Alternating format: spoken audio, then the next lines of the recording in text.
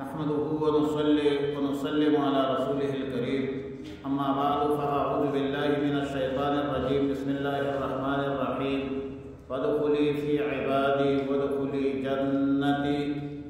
پارہ نمبر 30 سورۃ الفجر رکوع 1 آیت نمبر 30۔ وادخلی جنتی میں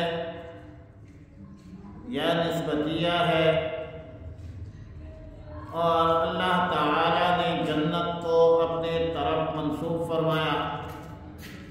ظاہر ہے کہ یہ بہت بڑا اکرام ہے، اعزاز ہے، اور اس میں اشارہ ہے اس طرف کہ جنت میں صرف یہ نہیں کہ ہر طرح کی نعمتیں ہیں، راحتیں ہیں، بلکہ یہ نعمتیں اور راحتیں دائمی ہوں گی اور بروز قیامت اللہ کی رضا اور دیدار مقدر ہوگی۔ مذکورہ آیتوں میں مومنین کی جزا اور ثواب کو اسی طرح ذکر فرمایا کہ مومنین صالحین کی ارواح کو اللہ کی طرف سے بواسطہ ملائک اعزاز و اکرام کے ساتھ خطاب کیا جائے گا، جو کہ مذکورہ آیتوں میں مذکور ہے۔ لیکن یہ خطاب کس وقت ہوگا؟ اس میں بعض ائمہ تفسیر کا قول ہے کہ قیامت میں حساب کتاب کے بعد یہ خطاب ہوگا، اور ظاہر ہے کہ سیاق الآیات بھی اس کی تائید کرتے ہیں، اور ظاہر ہے کہ اوپر جو کفار فجار مشرکین منکرین کی عذاب کا ذکر ہوا ہے، ظاہر ہے کہ قیامت کے بعد حساب کتاب کے بعد ہوگا۔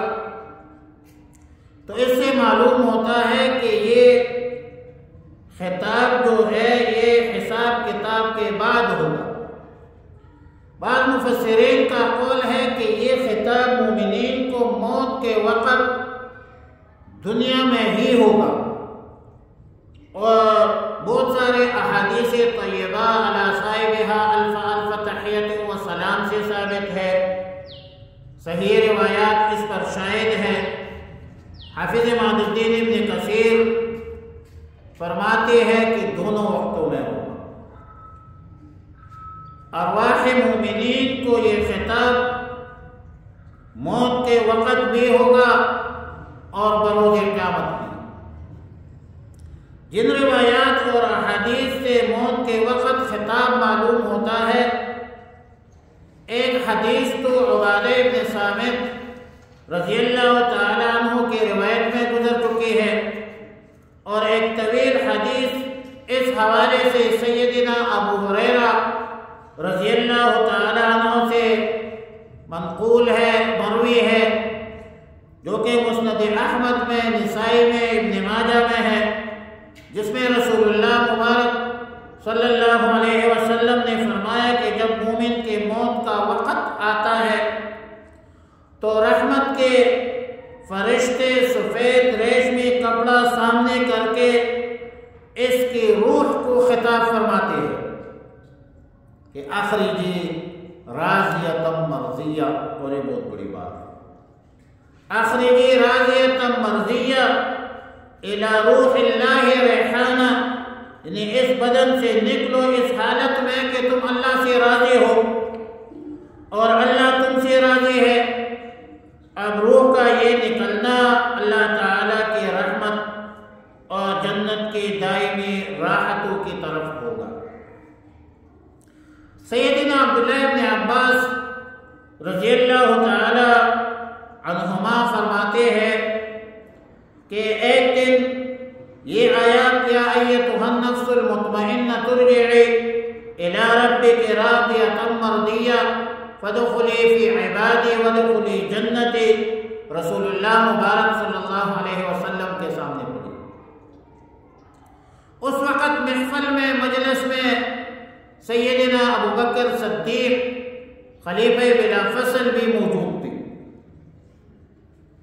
تو وہ کہنے لگے کہ یا رسول اللہ صلی اللہ علیہ وسلم، یہ کتنا اچھا خطاب ہے، کتنا بڑا اکرام ہے۔ رسول اللہ مبارک صلی اللہ علیہ وسلم نے فرمایا کہ سن لو، فرشتہ موت کے وقت آپ کو یہ خطاب کرے گا۔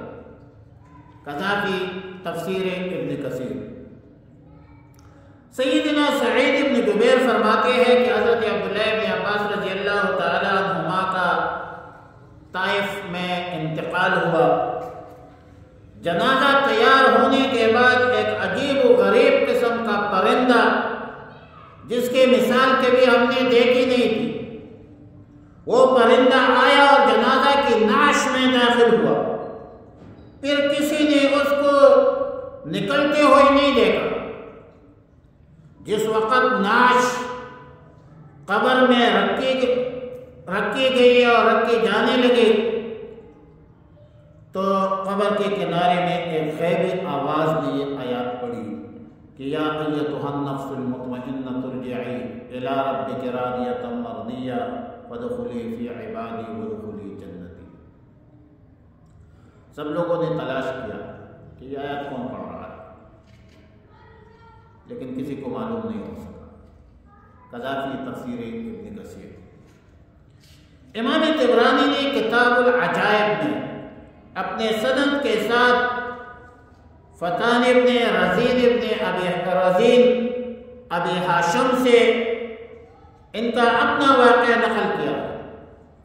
فرماتے ہیں کہ ایک مرتبہ ہمیں بلاد روم میں روم کے بادشاہ نے ہمیں قید کیا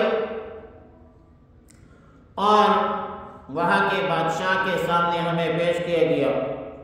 اس کافر بادشاہ نے ہمیں مجبور کیا کہ ہم اس کا دین اختیار کریں، اور جو اس سے انکار کرے گا اس کا گردن جو ہے وہ مان دی جائے گی، اڑا دی جائے گی۔ ہم چند آدمی تھے، ان میں سے 3 آدمی جان کے خوف سے مرتد ہو گئے اور بادشاہ کا دین اختیار کر لیا۔ 4تھا آدمی جو ہے وہ ڈٹ گیا اور اس نے اس کے دین کو اختیار کرنے سے یکدم انکار کر دیا۔ تو جو کافر بادشاہ تھا اس نے حکم دیا اس کی گردن